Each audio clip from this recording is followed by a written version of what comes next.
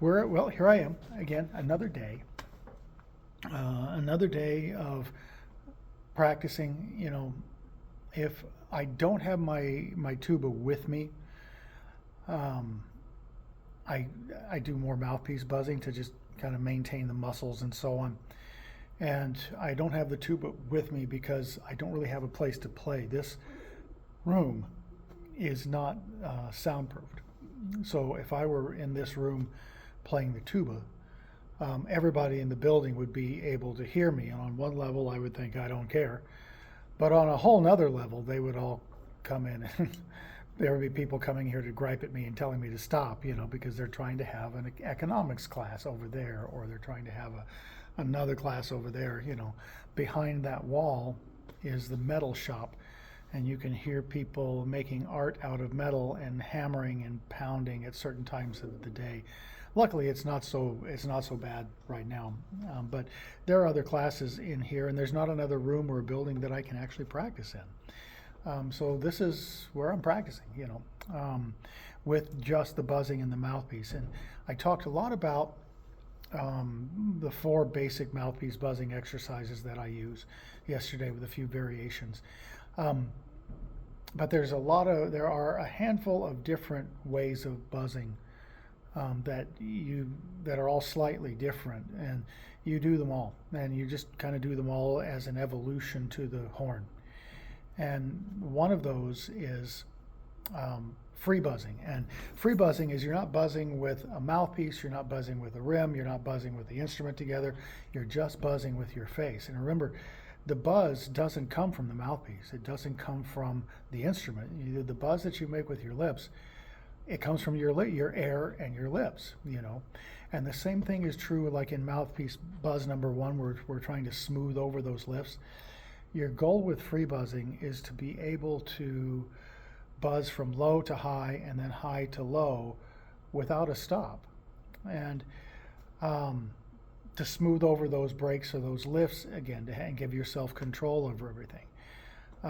I've known a lot of students who can buzz just fine with the mouthpiece, but when you take the mouthpiece away, they can't buzz.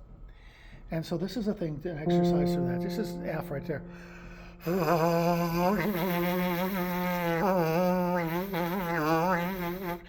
So be able to take the mouthpiece away and continue the buzz. It might destabilize for a split second, but with enough air, it doesn't stop, right? So,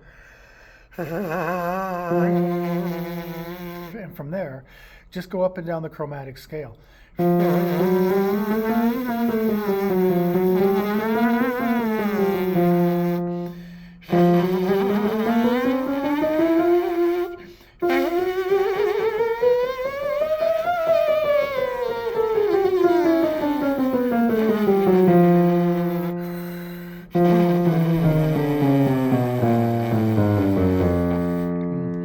Again, I'm getting to is there's a point where,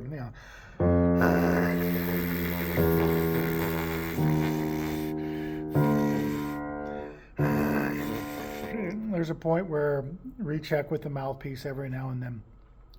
And I have colleagues who say, start high and smear down low. And I have colleagues who say start low as you can and then smear up high.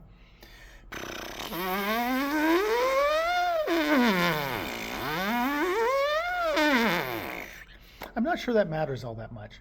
As long as you can smear them and not have breaks or lifts or places where your lips stop buzzing, I don't think it matters where you start.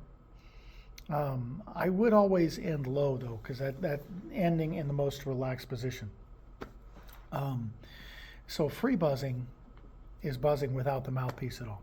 And they say that you should not do a whole lot of that.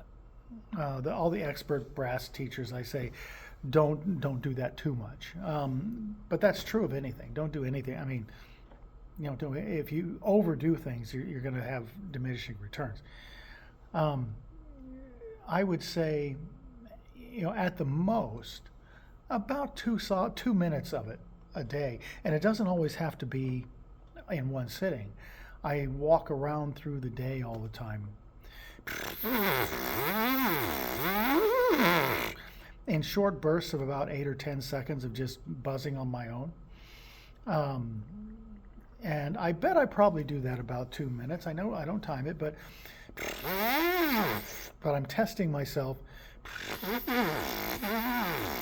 to make sure I can still do it. And just that constantly doing it tiny amounts all day. And you just kind of get into, it's your habit, it's your lifestyle of doing it, and just kind of get into doing that. And yeah, people around you might think you're weird, but there's a lot worse things to be. Yeah. So there's a little bit about free buzzing, and we'll talk about a different type of buzzing here in another video. There we go.